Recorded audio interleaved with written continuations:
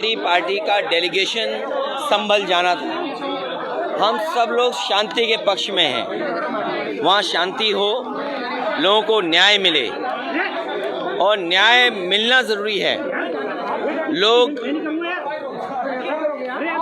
और जो प्रशासन बातें समय समय पे कह रहा है वो सरकार के इशारे पे कह रहा है। जिसने इतना प्रतिबंध लगाया, ये प्रतिबंध और इतनी तैयारी फोर्स की अगर पहले होती तो इतनी बड़ी घटना नहीं होती। लोगों को न्याय का भरोसा दिलाना इस सरकार की जिम्मेदारी है। न्याय और लोगों को न्याय मिलेगा, इसके लिए प्रशासन और सरकार की जिम्मेदारी बड़ी बनती है। लेकिन जो कुछ संभल में हुआ है, पहले दिन जब सर्वे हुआ किसी को आपत्ति नहीं थी, सभी लोगों ने मिलकर के सर्वे कराया। आखिरकार दोबारा सर्वे क्यों करने का मन बनाया प्रशासन ने, दोबारा बनाया। और जब जा रहा था सर्वे की टीम में तो बीजेपी के कार्यकर्ता क्यों गए? ये पूरा का पूरा प्रशासन और सरकार का कराया हुआ झगड़ा है। अन्याय अगर किसी ने किया है तो सरकार और प्रशासन ने मिलकर किया है। उन्हें न्याय मिले, वहाँ के लोगों का न्याय मिले, शांति हो। और शांति बीजेपी कभी पसंद नहीं कर सकती।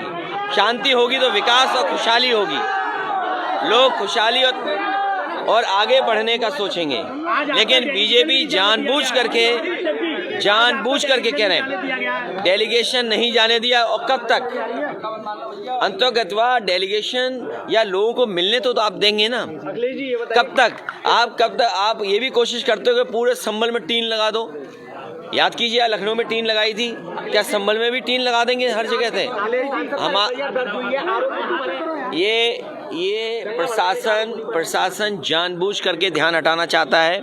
जिस तरीके से उन्होंने चुनाव में बेईमानी की, आप में से जितने लोग हैं, हम और आप किसी दबाव में कुछ कह सकते हैं, लेकिन जो आपके मोबाइल ने वीडियोस बनाए हैं, आपके कैमरे में जो बातें दर्ज हो गई हैं या कैमरे ने जो रिकॉर्ड की हैं, वो तो नहीं झूठ बोलेंगे ना। किस तरीके से बेईमानी की, पूरा का पूरा बोर्ड लूट लिया, लोगों को वोट नहीं डालने दिया। यही तो बात हम लोग कहते आए हैं कि बीजेपी की सरकार संविधान से नहीं चलना चाहती है, अपने मन विधान से चल रही है। और जब एक एक्ट है, प्लेसेस ऑफ वर्शिप एक्ट है, जब तो आप क्यों इस तरह की बात कर रहे हैं? क्यों इस तरह का काम जानबूझ के कर रहे हैं? आपकी जो मुख्य पार्टी है, मुख्य विचारधारा है, उसके लोग भी यही कहते हैं कि ये ज़रूरी नहीं कि हर जगह आप खो दें।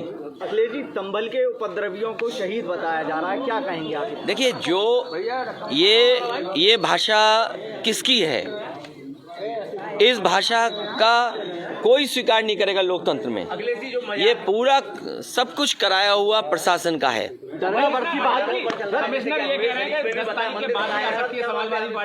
तो 11 तारीख को बुला लें कमिश्नर साहब।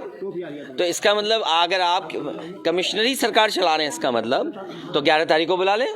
अच्छा, ये बताइए, नहीं, अगर उनको ये लगता है कि इस तारीख तक आना ठीक नहीं है, आप जो पीड़ित हैं उन पर दबाव क्यों बना रहे हो? वो तो वीडियोस वायरल हो रहे हैं। तो सुप्रीम कम से कम इस बात को ऑब्जर्व करेगा कि कैसा दबाव बनाया जा रहा है।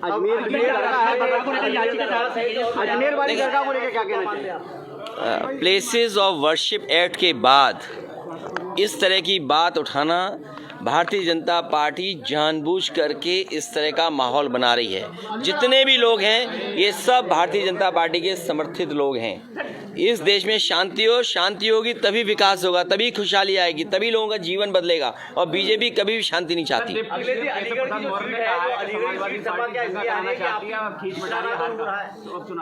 समाजवादी पार्टी आवाज़ उठा रही है उनके खिलाफ जो उत्तर प्रदेश को संविधान से नहीं चलने देना चाहते हैं, कानून से नहीं चलने देना चाहते हैं।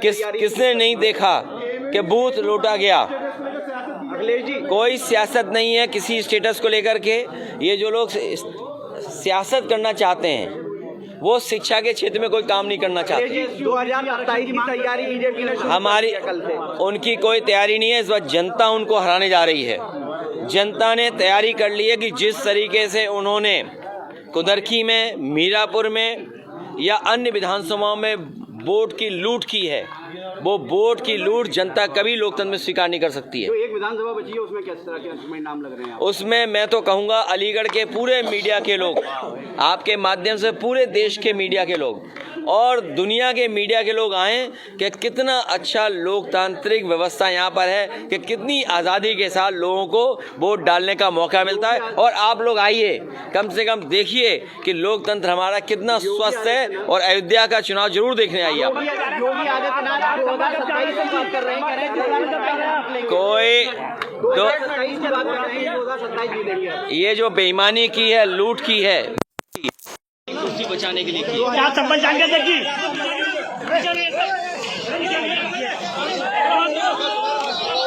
क्या धक्का दे रहे हो?